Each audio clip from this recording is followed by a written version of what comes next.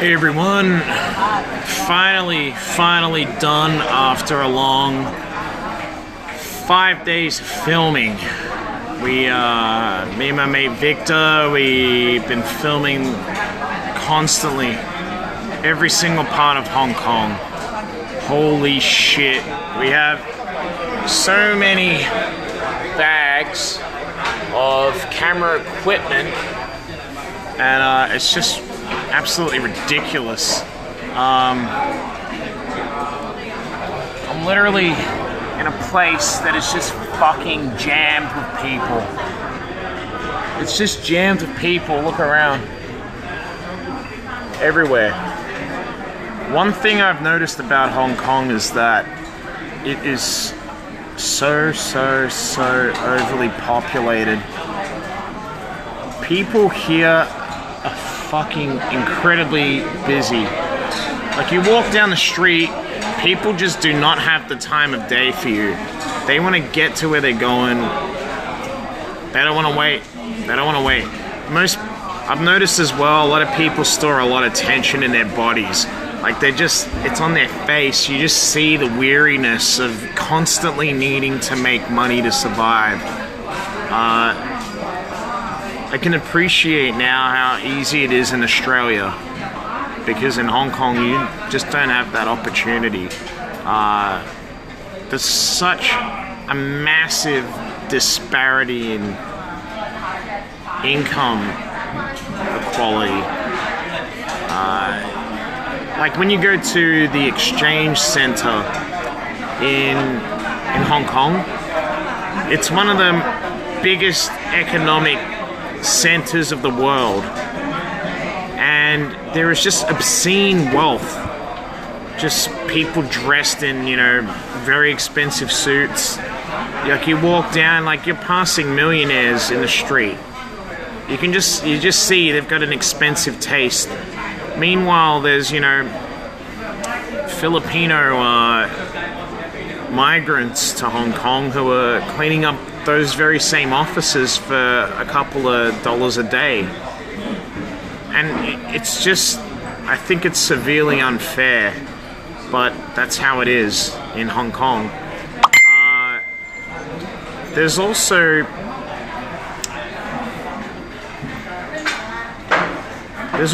like a great multicultural vibe to Hong Kong. You have British, you have European expats, you have the local Chinese, you have the Filipinos, you have Indians, Pakistanis, Afghans, Nigerians. It's a very multicultural place to live. And whilst it's not, there is a certain level of segregation here where people will tend to hang around with their own nationality. You won't necessarily see, Nigerians hanging around the local Hong Kongese, unless they're, doing business. That's just the way it is here. Because there's a massive culture gap and there's a massive language barrier. However, in saying that, you come to Hong Kong, the people will speak Cantonese, they'll also speak English. There's a few Mandarin speakers. There's also, if you don't know as well,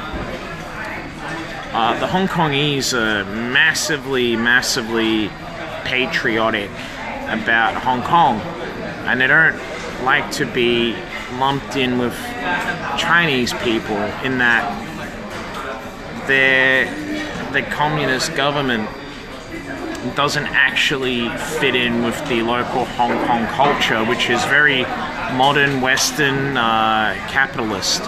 So there's a massive difference there too. I fear that there is going to be an incredible Chinese, communist impact on Hong Kong, and it's going to ruin what is great about this place.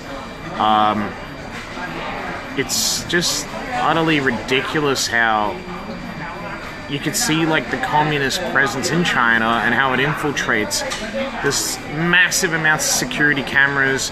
There is a lot of military and Chinese police presence in Hong Kong as well. And it's only growing with time too. With that said, I really love Hong Kong. Being here has made me realize that Melbourne is just too small of a place to get ahead as a creative and as a filmmaker. I personally need to leave. I need to leave Melbourne. I gotta find like a permanent residence somewhere else. When you come to a place like Hong Kong, which is the 4th most dense city in the world, there's like 7.6 million people in a space that's smaller than Melbourne. You tend to understand how inactive your home can be. I've always said Melbourne is the most livable city in the world, but it's not the most enjoyable or exciting. Hong Kong definitely is. I'm looking forward to perhaps heading to Macau soon as well. If you haven't been here yet, I highly suggest you check it out.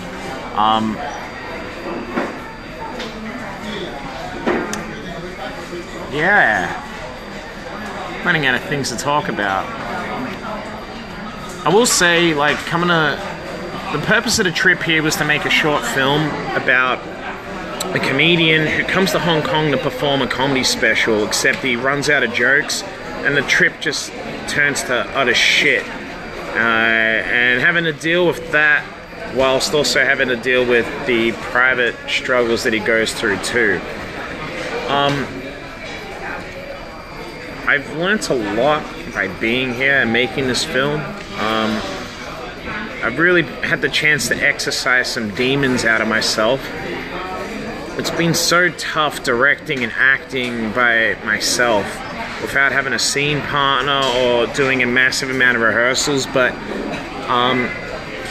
working with my cinematographer, there he is, Victor, who's just as tired as I am. It's been very, very enlightening. Like, I feel I've done my purpose in creating art.